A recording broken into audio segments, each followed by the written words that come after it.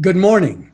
Thank you, Trinity Academy leadership team, for inviting me to be part of this series for this year. Sorry I'm not here with you in person, but learning this worldwide pandemic, during this worldwide pandemic, it's a confusing thing for all of us to get used to the internet, Zoom and all of that, but I'm doing my best.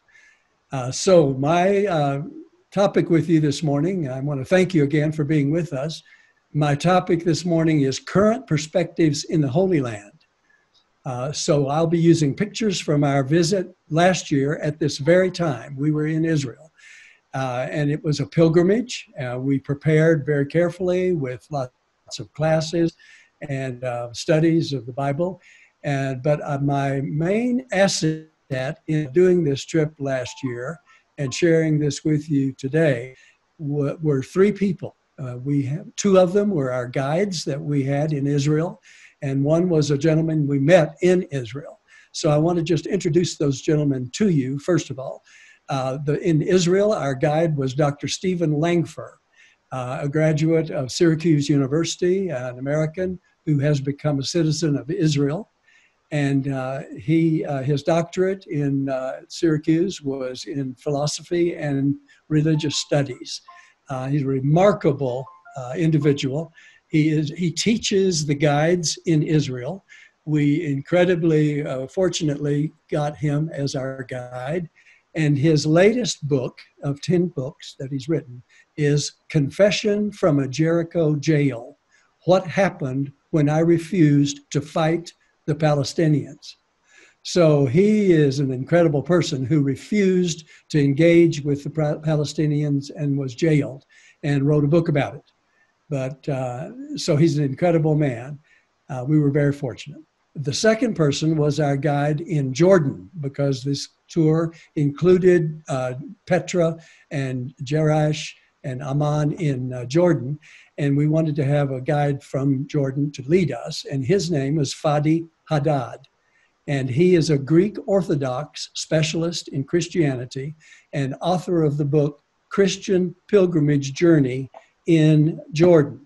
And it was in the bookshops everywhere we went in Jordan. He is the authority of Christian artifacts in Jordan. So we were extremely fortunate to have him. And then the third person is Reverend Dr. Mitri Raheb. I have known him in past years, and we met him in Bethlehem. He was born in Bethlehem, just across the street from where Jesus was born, if you can imagine a street at that time. And he was educated and PhD in Germany, and he is the founder of a college in Bethlehem and pastor of the Christmas Lutheran Church in Bethlehem. So in that college, he trains young people to think and also to hold a job, which is important in Palestine today. He speaks all over the world, and almost every year he comes to Denver and speaks. So keep a lookout for him and ask people to let you know when he's coming. His significant book for our time is I Am a Palestinian Christian. So that's kind of an unusual person to be. And if you buy that book in Israel or in Bethlehem, you will be stopped by the police as you're leaving the country, because they don't want you to know those kinds of information. The Israeli police do not. But anyway, he's a fantastic man. I'll talk about him in a few moments. So let's take a pilgrimage to the Holy Land. It's an exciting thing to do, and we will not be having any jet lag, which is a good thing. But I want to remind you that people often say that the land is the fifth gospel. So knowing the lay of the land and being in Jerusalem and in Israel and in Jordan is extraordinarily important to understand the issues of the day and our religion. So now I'm going to start with my pictures that I want you to see. So we begin at the Lod Airport, which is a quick train trip from Jerusalem, if you want to go that way. But we are going north to a town called Netanya and spend the night there. But first of all, in this picture, you see above you the Lod Airport, and it says "Welcome to Israel" in Hebrew right there. And whoops, let's see. Okay, now to get the lay of the land, I want you just to imagine at the very top of your screen is a small little lake at the in that lake, and that's the Sea of Galilee. And coming down from that is the Dead Sea, and you will see it. Coming down from that small lake is the River Jordan leading to the Dead Sea, and that's the larger blue lake that you see. If you want to move your mouse around the screen as a pointer, really? We'll be able to see that. There you go. Oh, yeah. Good. All right. So using this map, we unrolled this map everywhere we went, and our guide showed us where we were to give us the significance of the land in the scriptures that we will be reading. So right here is the Sea of Galilee. The River Jordan goes downhill from Mount Hermon, is up here. The snow, and they ski in the Mount Hermon area at this time of year. But anyway, you follow the river, Jordan River, down to the Dead Sea, and then from the Dead Sea, nothing emits from that. The Aqaba, the famous place at the bottom of the Red Sea, is down here. Now, on our trip that we will take today, we land at Lod Airport, which is right about here. Jerusalem is on the hilltop, this hill that goes along all the length of that part of Israel. And so we land in Lod, and we go to Netanya to spend the night, and then we go up to Caesarea, which is named for Caesar, and that's the port that Herod the Great created there to honor his boss in Rome. And on up here is Haifa. But from Caesarea, we go over to Megiddo, and Megiddo is about here, and that's a fortress that lies in the Jezreel plain, which goes down here. And that's where all the armies of history have come in to invade Israel and former places that were used to be here. And then from here, we go to Galilee and Nazareth and up to Capernaum in Galilee. And from Galilee, we are there several days looking at Jesus where he lived, a very peaceful area. And then we go down through the western bank of the Jordan. And this is in Palestine, this area right here. We go all the way down to Jericho, which is here. And then we go into Jerusalem and spend several days in Jerusalem, come back out of Jerusalem, go to Bethlehem, and then we go down to Jericho. And Jericho is the winter place for Pilate, the Pontius Pilate, whose office normally is over in Caesarea.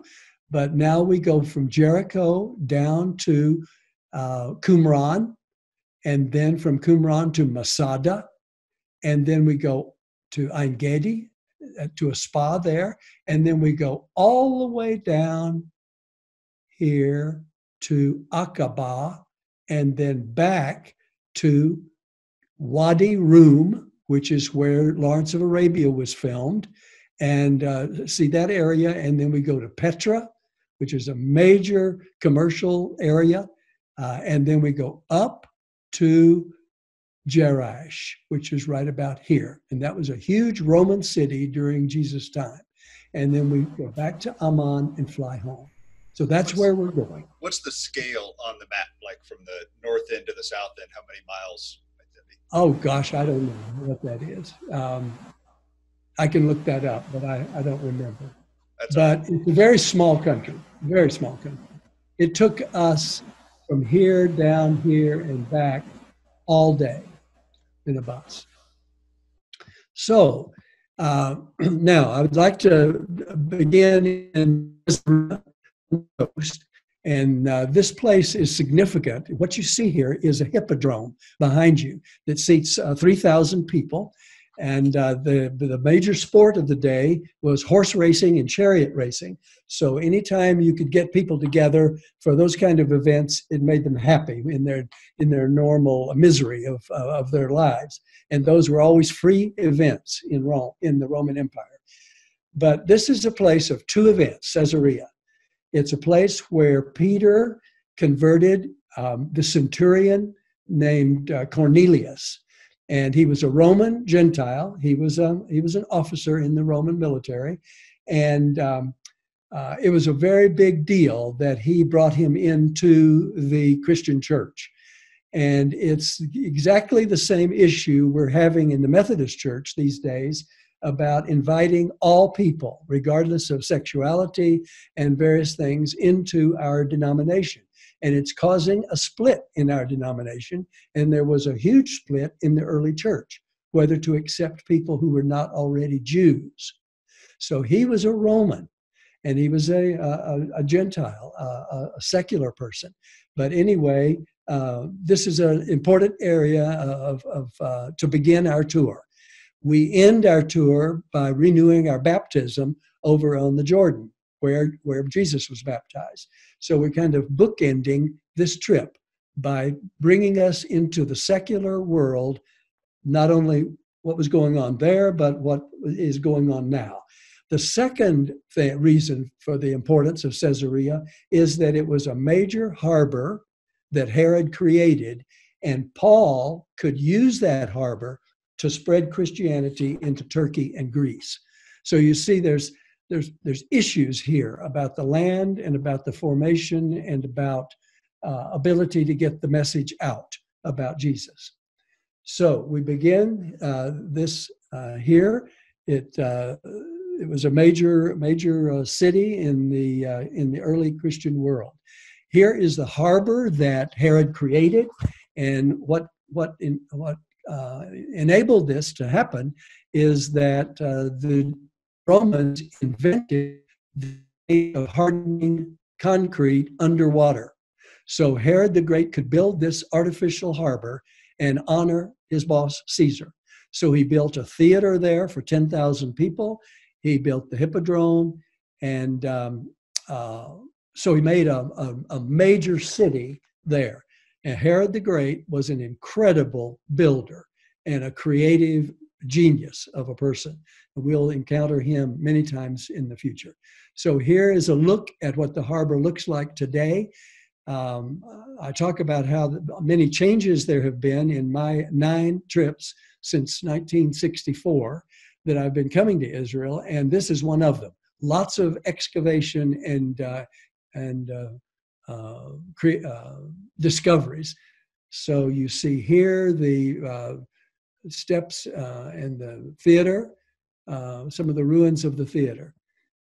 Here is a rock that has it's the only rock found in Israel in all of archaeology that has the name of Pontius Pilate on it. And it's very, very difficult to read, but it's Pontius Pilatus. And this is a fake rock. It's out in the air, and it could be destroyed by the elements, but the actual one is in a museum in Jerusalem. So, but it's important that there's no count of Pilate's name except for this one. And here are some of the borders of the city of Caesarea, and some of the marble work in some of the buildings there. And around it is a nice, beautiful area. And as we now leave there, we're going on to the Jezreel Plain that I talked about, which is the broad area that leads from Haifa down into Jerusalem. It's a beautiful, this is called the Plain of Sharon in many books. And this little hill that you see is Mount Tabor, where Jesus was transfigured. And Mount Hermon is way in the distance to the left. Now we come to a town called Megiddo.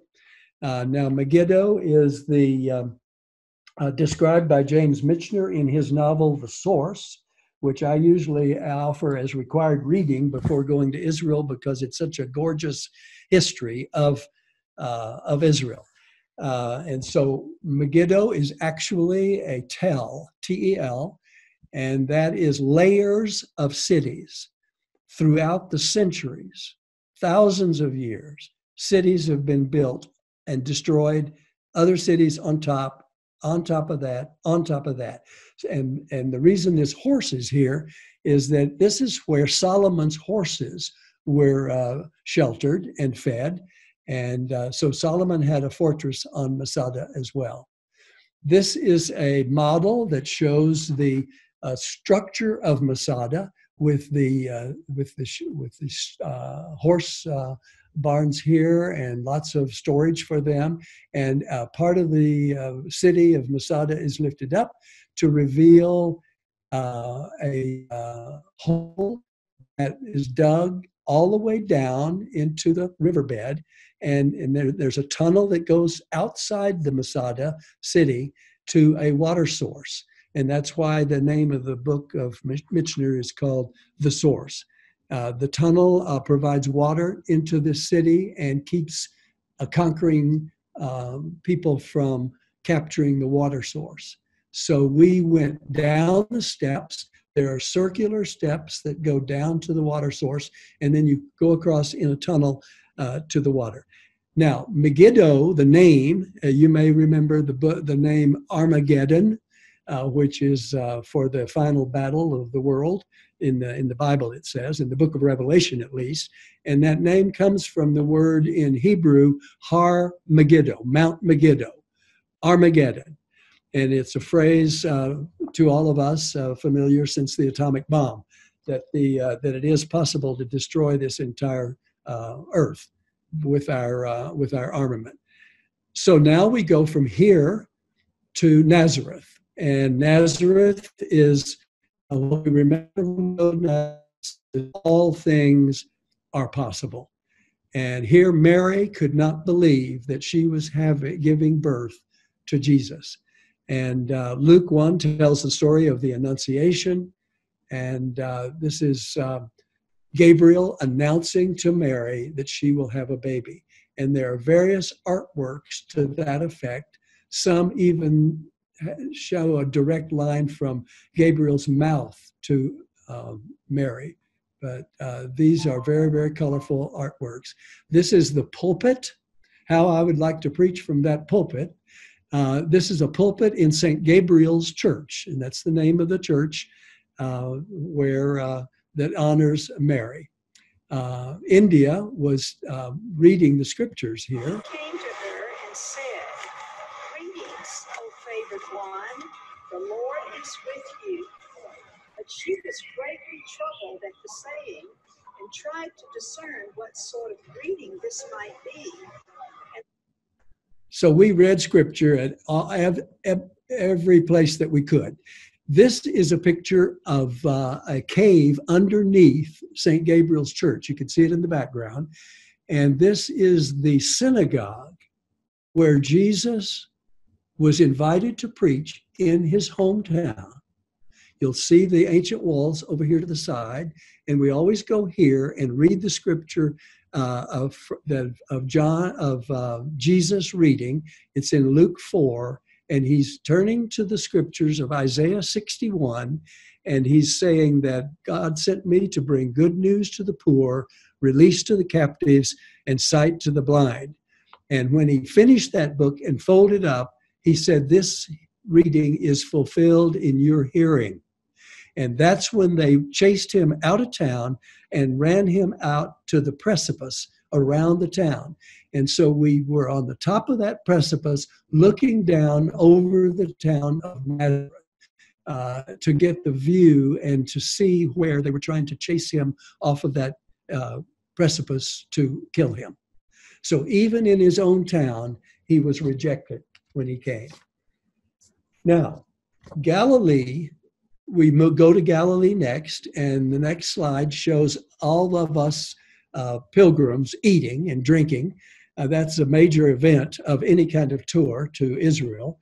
And so here are some of the people you know gathered around the food in a place that I was in, in 1964, 50-something years ago. And this place is called Naf Ginosar, and it is a kibbutz. And you know, when the Jews formed the country of Israel in 1947, reformed it since David's time, all those thousands of years, the Jews have their own country. They brought in carpenters, workmen, builders, musicians, all kinds of people to live in these kibbutzim, that's plural for kibbutz, to build Israel. And so nowadays, those places are where people go to stay when they come to visit Israel if they want a cheap hotel. So I wanted our people to realize what a kibbutz was like. And we stayed there and enjoyed it. We're right on the Sea of Galilee, right on the coast. And Galilee is one of the most beautiful places that you can go. It's a beautiful place to be still, to meditate, to feel the presence of Jesus. So here is the area where Jesus called his disciples, the fishermen. We went out on a boat and we realized what it meant to still the storm by cutting off the motor and being there in the quiet and the beauty of the Sea of Galilee. And here are people thinking, and our guide speaking to us, Steve Langford. And here is the sea. Here's Capernaum. The name Capernaum comes from the Hebrew Kafar Nahum, which means the village of Nahum. And that's where Jesus did most of his teaching, where he healed the outcasts, he fed the multitudes. And look who was there. That was not in Jesus' time. That's even today. So here we were. And here's our group having a frolicking kind of a view after being still for a while. So we had good time.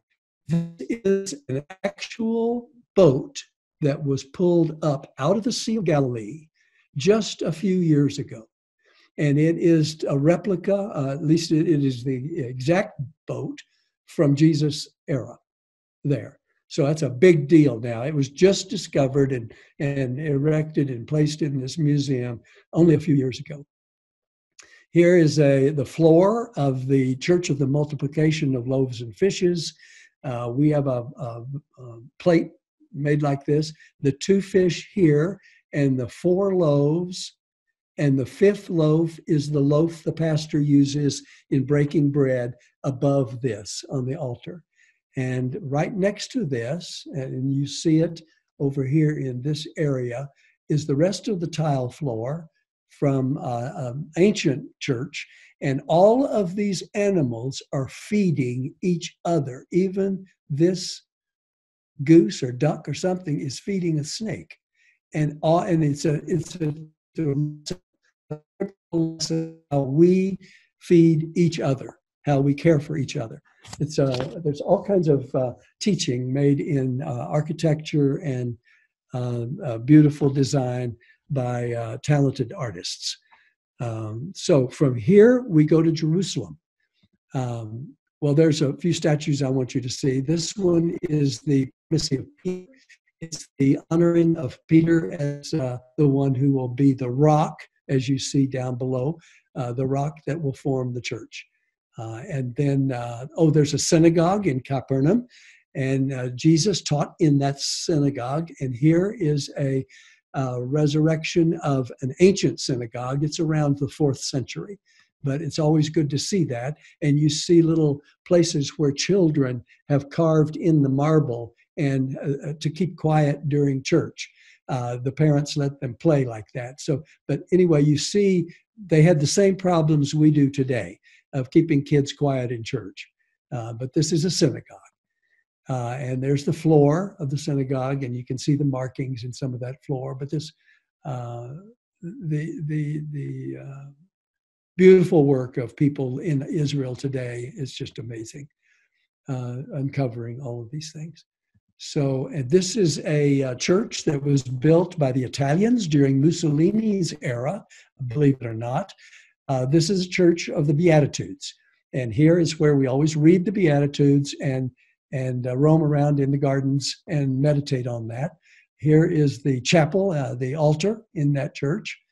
And they've done a beautiful job of honoring Jesus' teaching of the Beatitudes. Now, this crazy-looking thing is the remodeling, is the excavating of the house of Peter. Jesus healed Peter's mother-in-law who lived in that same house. And that is going to be someday a major colossal church. So it's just amazing what is going on in Israel all through these years. We're fortunate to be living in this era. Now, this is Jerusalem. And I want to talk about this for most of the rest of the time. We moved down the West Bank, as you remember the map, to Jerusalem. And it's the sacred home of three religions. For the Jews, of course, the Temple Wall, which we'll talk about later, the Temple Wall represents their former glory when David was king. They haven't had the leadership since that time. And for the Christians, for us, of course, it's the location of Jesus' crucifixion and resurrection. And for the Muslims, it's the location of Muhammad's ascension. And the thing that you see here in the center is the Dome of the Rock. And that is Muslim territory, sitting here on the edge of the Jewish city of Jerusalem. Now, it's there because of the rock that it's built on. It's the dome over the rock, and it's the rock where Abraham intended to sacrifice his son Isaac, according to us who follow the Jewish line. But the Muslims say that he was sacrificing Ishmael, and that's in their Quran. And it's also the place where David's son Solomon built the first temple. And we'll talk a little bit more about that later. It is still the political and religious center of the Middle East. And almost half of the New Testament content took place in Jerusalem. About a little over 50% of Matthew, Mark, Luke, and John occurred in the city of Jerusalem. So one could easily spend a year in Jerusalem studying and contemplating the significance of places in Jerusalem. So just right here, I will just begin with a few things. The big city, the modern city of Jerusalem is here. The wall that you see going across here was built in 1852 by in 1538 by Suleiman the Magnificent. He was the Turkish ruler at that time. And that wall is still standing. And if you have enough time in Jerusalem, you can walk all the way around Jerusalem on top of that wall. Down here, you see the structures of that are right now in the Temple Mount. And there's a mosque here. And there are places to walk and meditate. And in the distance, you will see two domes. One is a light gray and one is a darker gray. And that is the Church of the Holy Sepulchre. And we will be there later. This is the Lutheran Church of the Redeemer, the tall statue here. These are modern places in Jerusalem now. This is the Muslim quarter of Jerusalem. This is the Jewish quarter. This is the Christian quarter. The Jewish quarter is here, and the Armenian quarter is here. So you have those four quarters of Jerusalem. And what you're seeing here in the front is the valley of Kidron. And coming up the hill here, we're on the top of the Mount of Olives. And these are all, there's an interstate system there. But then if you come here and on up the hill, it's all tombs. The Mount of Olives is solid tombs because the Jews believe that in the last day, all the people will rise out of their tombs and face the temple, which will be reconstructed and will be returned to this place rather than the Muslim Dome of the Rock. So you see, there's just politics all over the place. So we started with the Temple Mount, and it's on Mount Moriah, which is just a little hill in the middle of Jerusalem. And so the Temple Mount is quite extensive. Herod the Great expanded it to try to favor the Jews. He was an Idumean, and he married Mariamne, a Jew, to try to curry the favor of the Jews. And then the biggest thing he did for the Jews was to totally expand the Temple Mount. And that's where this sits. India and I visited this years and years ago when it was capable, when we were able to go in. And nowadays, the only people that can go into the Temple Mount, to the Blue Mosque, to the Dome of the Rock, are Muslims and certain people who have permission. And we did not have permission that day. So we roamed around on the Temple Mount, and you see it's quite extensive. And right at the edge of the Temple Mount, when you go the Dome of the Rock, you enter into it, and it is a large area with a rock in the bottom of it, and oriental carpets spread all over the place. Now, way back when India and I were there, and it was before Dallas was born, we were in there, and the guide told us that if a woman sticks her hand in this hole in the wall there, that she could touch, and if she could touch the prophet's beard, she would become fertile. Well, India did that, and lo and behold, we had Dallas a few months later. So that was quite an event. So after quick question, Dad. Yeah. You talk about the Dome of the Rock and the Temple Mount. Are they interchangeable?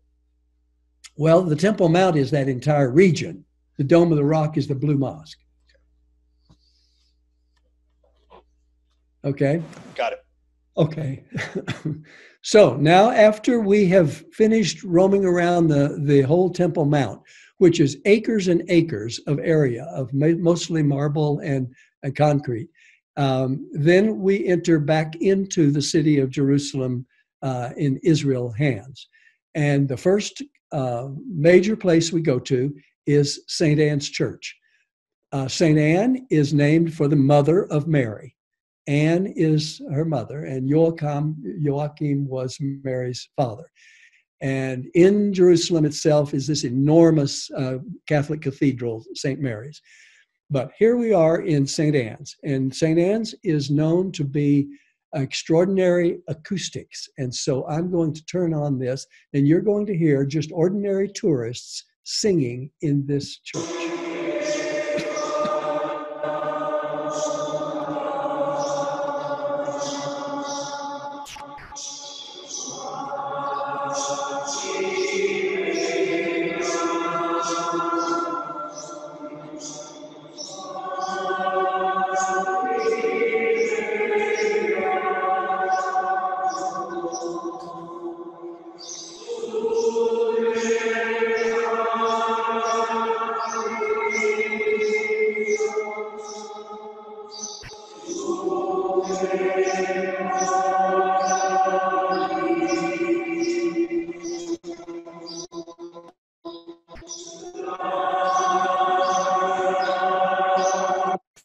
Okay, so inside there is a beautiful place to sit and pray and sing.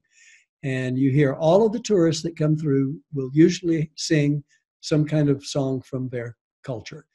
And that's one of the blessings of being in Jerusalem, is you get exposed to such a wide variety of Christianity and Judaism and the Muslim faith as well.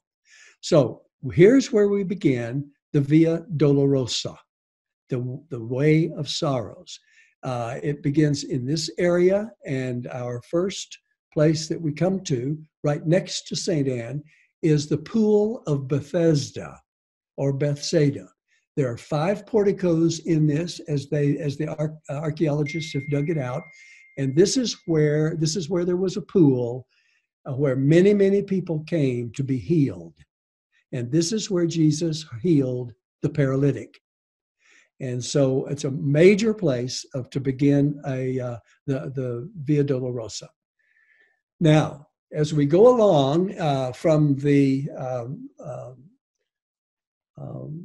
on the Via Dolorosa, you encounter all kinds of things: narrow streets, places where people live, and this is the Ecce Homo Arch.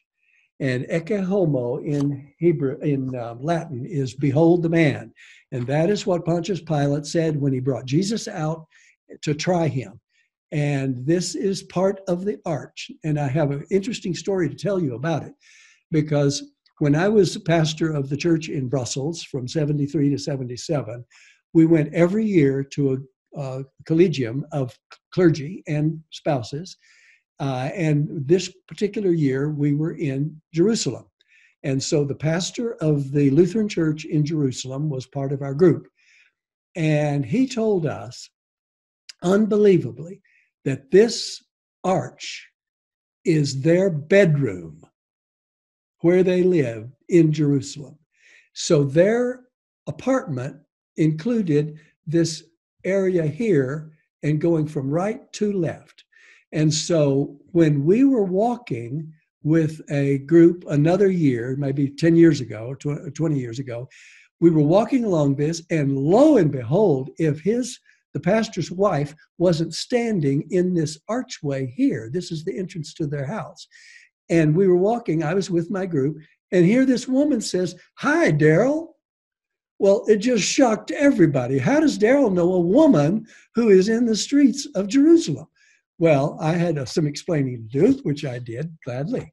And so anyway, you just never know. Jerusalem is such an incredible place of people from all over the world. So anyway, as we go along the Via Dolorosa, of course, there are markets, and here are the Jordanian headscarves, which you see, which you used to see King of Jordan wear always, and beautiful fruits, wonderful things to shop. And here's olive wood things. And so we go along. Here's the Via Dolorosa in English and in Arabic and in Hebrew. And so all of the markings of the Via Dolorosa, the stations of the cross, there are 14 of them. And the 15th, the 12th to the 15th are inside the Church of the Holy Sepulchre, but they're marked with whatever happened to Jesus on each of those occasions. Finally, you get winding through the city, you come to the Church of the Holy Sepulchre. Now, I have to talk about this a bit. In the 4th century, 325, Constantine's mother, Helena, came to Jerusalem. She was a Christian.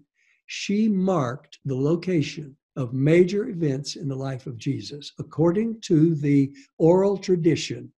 And so this place she founded a little bit later than 325. The first church she started was the church in Bethlehem, which we will see later. This one was around 390. But this particular church was built in about 1049, and it is in a Renaissance kind of a way. The flag on the top, you see, is the flag of Jerusalem. And there's a very interesting story about coming into this church.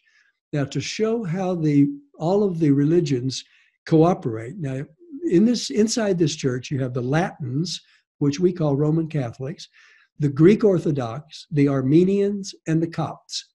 They all own part of this church, and they have to agree on how to repair them. Now, if you can imagine the problems we have in the church, in a regular church, say at Trinity, getting a group together to decide how to repair something in the church, here you have to get these 4 entire world denominations to agree. So it's quite amazing this church is even still standing. But one indication of how they get along is this. To open the door of this church every morning, it is closed.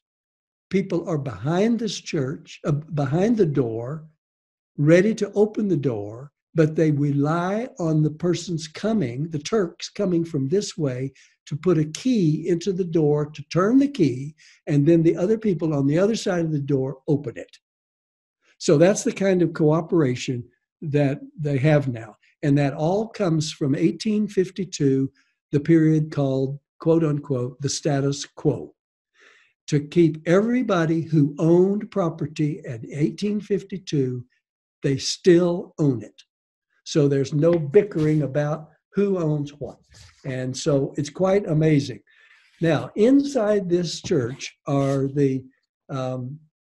two traditional locations of the life of Christ. One is Calvary, where he was crucified. The other major item that's in this church is the tomb from which he was raised. Now, so we're going to see each of those areas. But it's just kind of remarkable to realize that those two prime events in his life are under one roof. There's two domes indicating each of those, but there's one roof. And I will go into that in just a minute. So let's look at what we see when we go inside. Now, in the Greek Orthodox Church, the symbol for beauty and light are lamps. And you will see hanging lamps absolutely everywhere, indicating beauty. And so this is one archway in the Church of the Holy Sepulchre. Leading in from the door, we go upstairs to the area of Calvary. And this is the place where Jesus was crucified. Now you see there's an artwork of his body and his arms and here's his legs hanging and his face and his arms.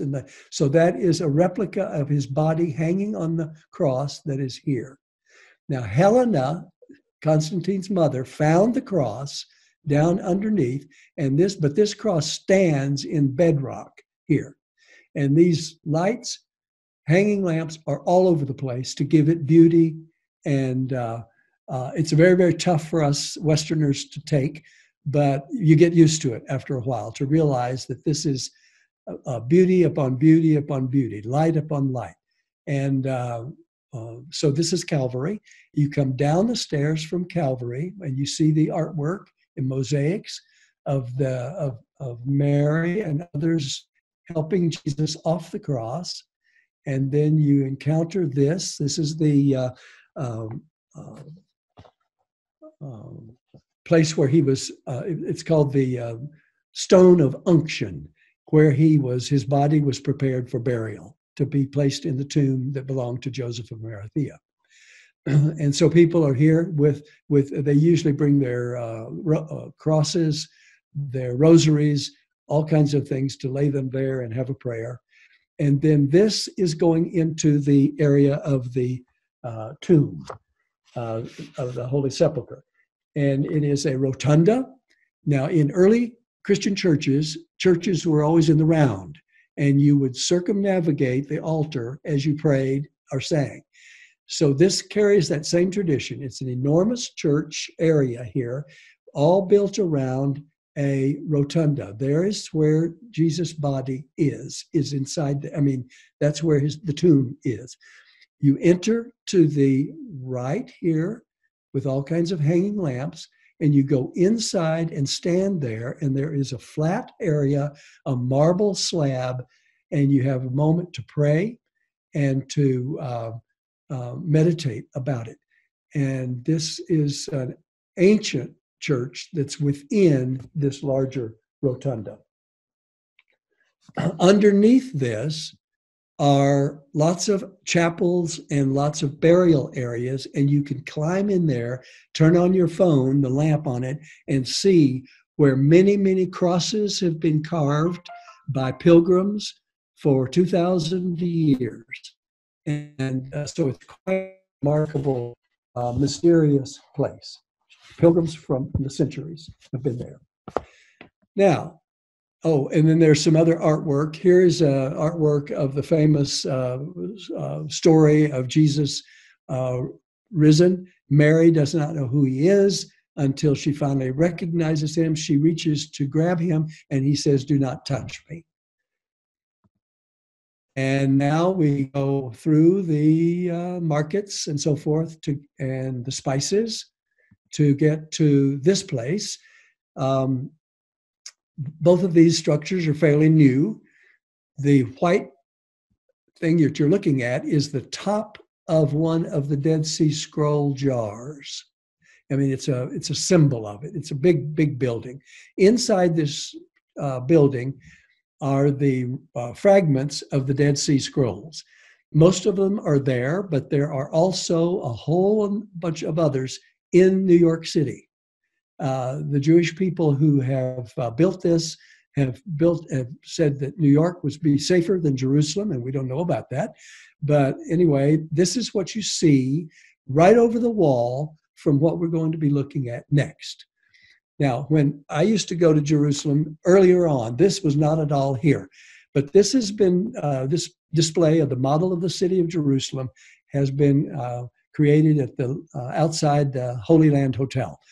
And I want to walk you through some of it because it's very, very important to get a lay of the land. Right now, what you've seen of Calvary and the tomb, all of that has been very mysterious, but this is hopefully going to make it clear. We're standing here on the east side of the city of Jerusalem, of this model. This is that big area that Herod built for the temple.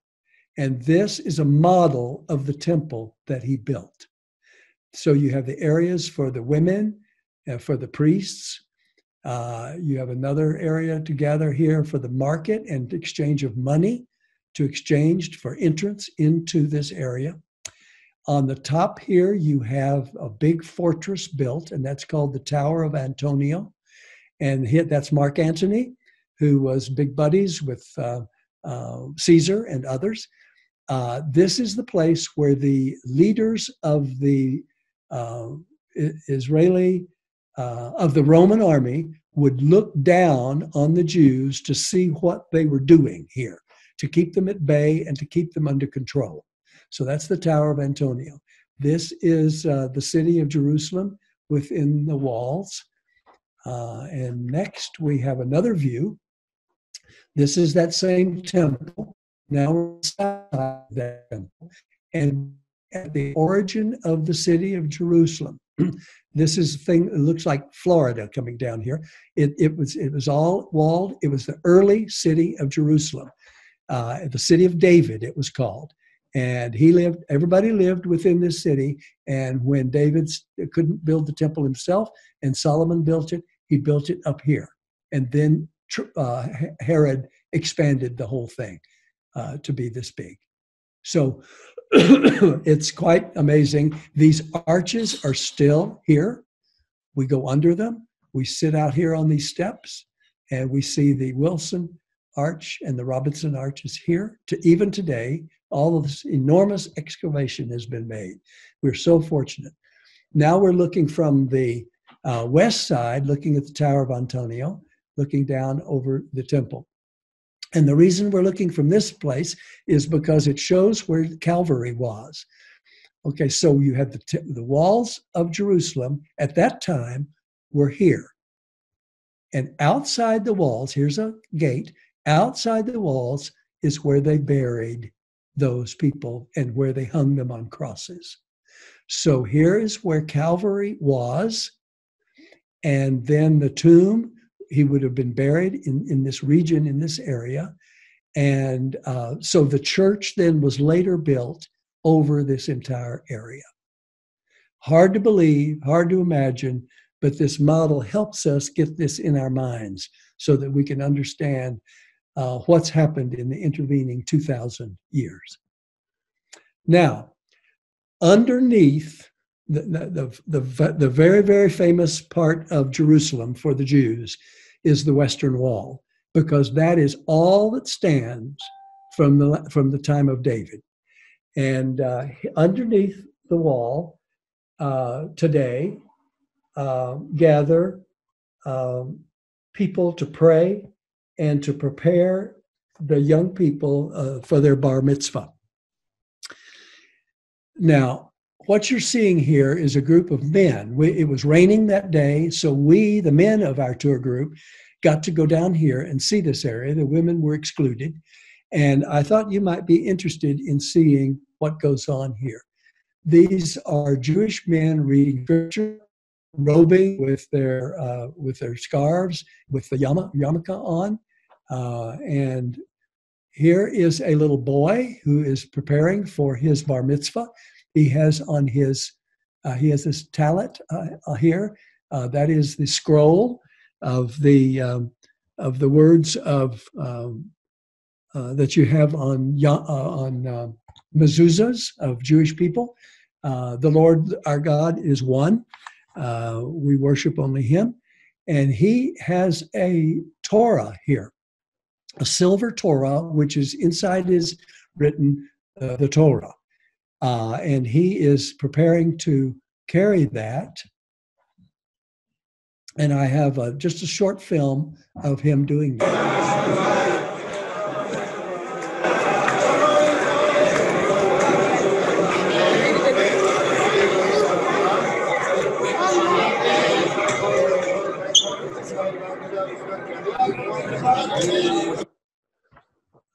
Okay, so now I'd like to just say a little bit more about the Western Wall.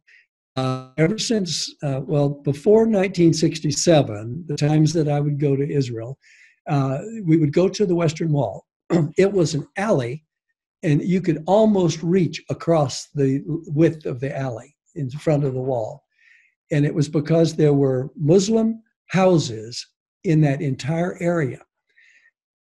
Now, since the 67 war, the Jews have taken over that entire area, bulldozed down all of those houses, and made this enormous, big, open area in front of the wall. You can go on a website called earthcam.com or westernwalllive.com, livecam.com. And you can see the Western Wall right now as it is. So any time of the day or night, you can go on that webcam and see what's going on in front of the wall. And I hope you'll do that because you'll see how huge that area is now. So now we're going to look at Jerusalem from across the valley, the Kidron Valley, and see what it looks like a little bit more detail. So you can see there just a moment, I'm getting my act together here. You can, we're going up on Mount of Olives here. You can see the graves here, and you can see the wall around Jerusalem. This gate here is the Golden Gate. That is the one that the Jews say is going to open when the Messiah returns, and he's going to go into that holy area and worship at the temple. These are visitors at the Jerusalem at this time. And this is another view of that area. So the Dome of the Rock here in the midst of the Temple Mount, that whole area. And you see the graves on the Mount of Olives coming up here. And another view of you see this is the Kidron Valley here, separating Mount Moriah from Mount of Olives. And again, you see the Dome of the Rock here and the Al-Aqsa Mosque here, the Hilton Hotel over here. The city is very, very large now and growing by leaps and bounds, of course. And a close-up of some of the graves. They bury the whole families here. They bring rocks and put on top of the graves at anniversaries of their deaths. Now, across from the Kidron Valley is the beginning of where people gather at 3 o'clock in the afternoon every Friday to start their march into the Church of the Holy Sepulchre. They begin their Good Friday march, walk with palms and so forth. And one of the places they begin is this church. And this is Dominus Flavit, which is Latin for Jesus wept. And it is in the form of a tear. And these little jars here are symbols of what the Romans used to carry and weep in and gather their tears in these. And the early Christians as well. And inside the church is a fabulous view of Jerusalem. The Dome of the Rock you see in front of this whole glass window symbolizing the communion. So it's a great place to go and see Jerusalem through the lens of faith and of worship and think about the city. As Jesus looked there and wept and say, would that you knew what would make for peace. As he made his ride on the donkey into the city. Our next view here is in the Garden of Gethsemane, and these trees have their roots 2,000 years ago. Gethsemane means the olive press, and it's a good place for communion and prayer. And we could roam around the garden and enjoy a prayer. In the Garden of Gethsemane, right next door to it, I'm sorry to say, that's what I meant, is this wonderful church and an onion-domed Russian Orthodox church. And on the top of the Mount of Olives is a hotel, which we've stayed at in former visits. And this church, I want to say a few words about, is the Church of Agony. And it has been renamed now the Church of All Nations because it was built in 1924 with contributions from all countries. And it is built over the rock where Jesus prayed about being arrested by the Roman police. And inside the church, the ceiling domes reflect the churches, the countries who donated money for this. And this is the American dome, honoring the Americans who gave money for that.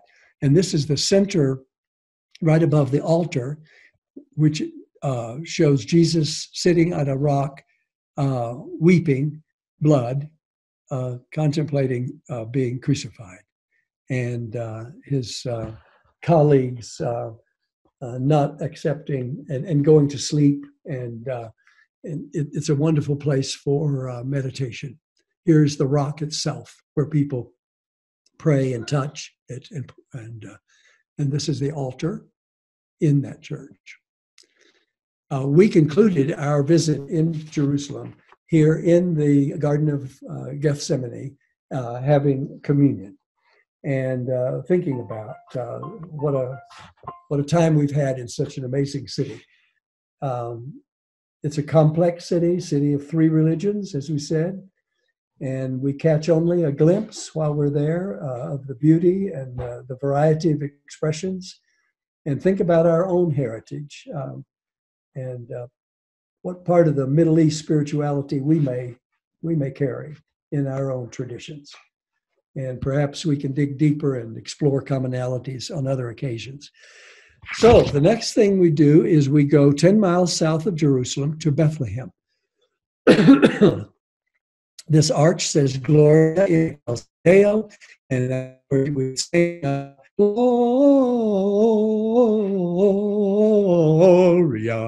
in excelsis Deo as we go into the church of the in Bethlehem. Now, this is the oldest church in Christendom, and it is the church that Helena started in 325. And I take a picture here of the beauty of the golden mosaics in that church. And they're everywhere. And this is the center altar. And you can see this is the Greek Orthodox church. Now, all of this church is built over the cave where Jesus was born. I was here 54 years ago for Christmas Eve service, which is broadcast all over the world every Christmas Eve. And every time a big Catholic dignitary from around the world would come in, these people in these Turkish fezzes with these canes would pound on the floor to announce the arrival of another major potentate. So it was quite an amazing event to be there in Jerusalem at Christmas time. And as we walk around the church, here's what we see. St. Catherine's is the Catholic church where the broadcast takes place. Now, and here is Matthew. The words in Greek are Matthew. And here's another pulpit I'd love to preach from on the wall. Now, you may not know who this individual is, but he's a very, very famous person. His name is Jerome, and in Latin, it's Hieronymus. And his distinction is that in the 4th century, he sequestered himself in a cave and translated the Bible from Greek into Latin. And we call that Latin version the Vulgate because it was the common language. I'm sorry. And so anyway, he translated the Bible there, and he is acknowledged in this writing here. Here it says, here is the locus or the place where Jerome, presbyter and doctor of religion, translated the scriptures. And so we have a great possibility there to acknowledge someone. Now, as we show these bougainvillea, which are everywhere around Israel, I want to say a little bit about our meeting with Dr. Mitri Raheb. Some of you have met him before in previous year and remember his ebullient spirit. Very positive man. He's the man who is the lead of the college in Bethlehem. And he spoke to us about the current state of Israel and Palestine. And I have never seen him so dejected. He is just practically demoralized because of the failures to reach peace in the Middle East, especially the two-state solution, which seems to be a fait accompli. They were all wanting a one-state solution, and who knows what will happen to the Palestinians and the Israelis if they can ever get it together. But our hearts go out to them and to Mitri Raheb and all of his wonderful efforts to bring peace. Now, our next place to go is the descent of 3,320 feet from Jerusalem to that altitude of Jerusalem to minus 846 feet to Jericho. So it is a steep interstate all the way down. And believe it or not, that's the same road where the Good Samaritan story is supposed to have taken place. And there is an inn called the Good Samaritan Inn where you can stop and have a coffee and greet people. But now we come to Jericho. And this Jericho, there are camels everywhere. And I want you to just show here, Alice Ann Hagen was being kissed by a camel. So anyway, there we go. And our next place to go is from Jericho is to Qumran. Qumran is where the Essene community lived in Jesus' day. John the Baptist was part of that group. And obviously, it has been thoroughly explored by archaeologists. It was a place of a lot of baptism, a lot of places where the community lived and studied. It's right on the sea, on the Dead Sea, which you see in the distance, and up close, actually. And then if you look up, you will see this. This is the cave where that young boy threw a rock up into what he thought was just a hole while he was herding shepherds. And he tossed the rock right into this hole and heard a clink. And he knew he had hit something that he wanted to go and discover what it was. And this was in 1947. And he discovered a jar. And there were many jars that he didn't hit. And that is where the Dead Sea Scrolls were rolled and hidden. And there was a copper scroll in the midst of it, which was the card catalog of all the rest of the scrolls. And so he discovered this. He took it into somebody in Jericho, and they said it was too precious for them. And then they took it into Jerusalem, and many, many scholars then started dissecting the scrolls, and they're all over the Middle East now because many people stole them and so forth. But a goodly many of them are in that museum in Jerusalem and in New York City. But after 1,900 years of having been hidden from from the temple. They took them out of the temple in 70 AD because that's when Titus destroyed the city of Jerusalem. They saw the Roman soldiers coming. They got these scrolls out of town and hid them here.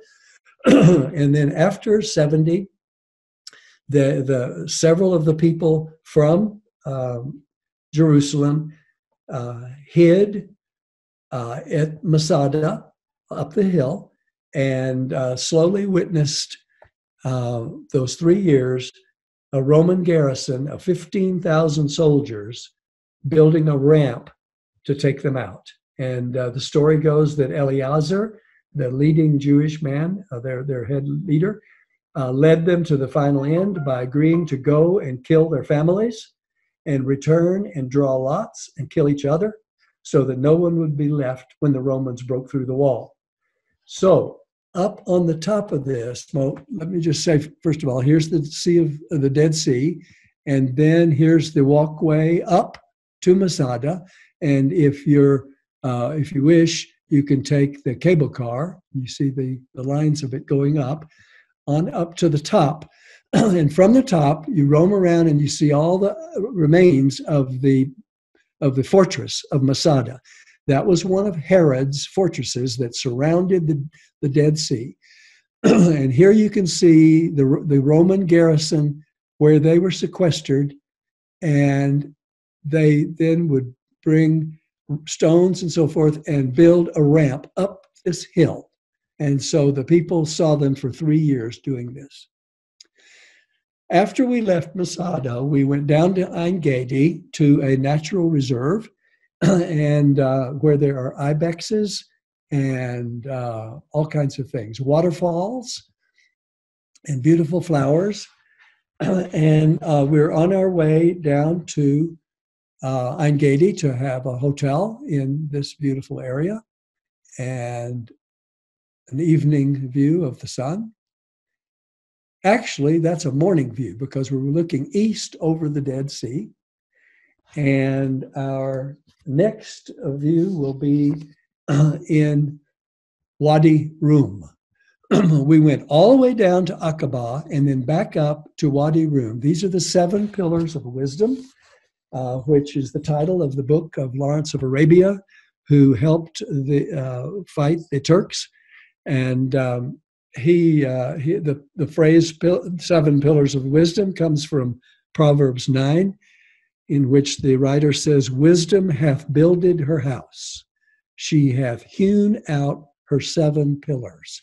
And so Lawrence of Arabia claimed these were the 7 pillars and named his book about the wisdom of the Middle East from this assortment of granite rock. Now, the next pictures you see are of where we roamed around in a tent. We had lunch here, and got in a Jeep and rode around this area. Now, this is the whole view and area where Lawrence of Arabia was filmed. And it's a remarkable area. We wanted to see this to get an idea of what Edom and Moab looked like. And Moab is where Moses got his wife, Zipporah, from the tribe of the Moabites. And this is what a lot of the area of Arabia and Israel and Jordan look like. There are camels, of course, to ride, and we didn't, but we saw them in a distance. And here's what they look like running.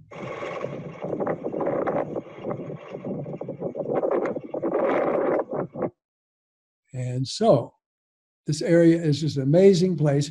I used to tour a lot of children through the Denver Art Museum, and we talked about Israel and the Arabia land, and we said, how did they create this religion, or how were they able to absorb the presence of God? And it's because of the fact that they lived in an area of absolute nothingness except this. And so it gives you a chance to think and to pray and to create your religion. And so this is what we have inherited. So now we go to Petra. This is Jim Wilkins riding in a carriage and at Petra. And here's one of our people playing around with these guys, having fun with tourists. And Petra was the incredible, well, it's one of the seven wonders of the world now. It was a major trade center in Jesus' day, trading spices from the Orient with the West. And you'll see this, this is called a sikh. We were walking straight into this area, and as we get closer, we see this incredible carving into the rock of this temple. And these are all the areas where people, they would bury people. Now, 30,000 people lived in this area. And as we walked around and followed the camels around, you see how huge this area was. And this is Fadi, our guide, who was teaching us about the speciality of this whole area. They had a big amphitheater here for entertainment. And this has been written up in National Geographic, big special editions about the water usage in this area and how they could live in such an area as this. Nearby is Mount Nebo. Well, here's Steve Fink in a store, and I don't know if he bought that scarf or not. This is looking down from Mount Nebo into the Holy Land. And this is, as you will recall, Moses did not get to set foot in the Holy Land because of some things that he did wrong, but God gave him the opportunity to look at it. And this is the area from Mount Nebo where Moses is buried. And this is the church at Mount Nebo. And this is one of the artworks. And then we went to Madaba, where there is this ancient 5th century mosaic of Jerusalem. And the center place is called the Cardo. And this has the Church of the Holy Sepulchre. And here is the River Jordan here coming along. And so this is extraordinarily important map, the oldest map in existence in the West, at least. And the normal pictures that you see of the holy people. And here's Mary and baby Jesus. And another picture looking out over Mount Nebo. Now, the next place that we go is to Bethany, beyond the Jordan. And this is where we all renewed our baptism. This area is just recently been, churches are being built here, and it's a beautiful, beautiful place to renew one's baptism. And the last place we went was Jerash. Jerash was the ancient Roman city in Jesus' day. It's one of the cities of the Decapolis, the 10 cities, which Jesus visited. And it is along the King's Highway, as Petra is. It was a city of 25,000 with many temples to Zeus and Artemis and other religions, as well as 25 churches participating in early church councils. In a sense, in conclusion, I'm going to a conclusion here. In a sense, this brings us back to full circle today. A largely secular world with people of faith trying to make sense of the struggles we face today. And you'll see how huge this city was. It's the largest Roman city in existence in the remains of the city. A big theater. This is a theater where people would perform, and the bagpiper is here entertaining us. And then these are the final pictures. So I would like to just say that thank you for the opportunity to share a portion of this pilgrimage with you. I encourage all of you who have not seen the Holy Land to make every effort to become familiar with the issues involved and to get to know the rich variety of people of faith among whom we all live. Bless you in this important journey and in your pilgrimage through life, especially in this time. Thank you for tuning in today.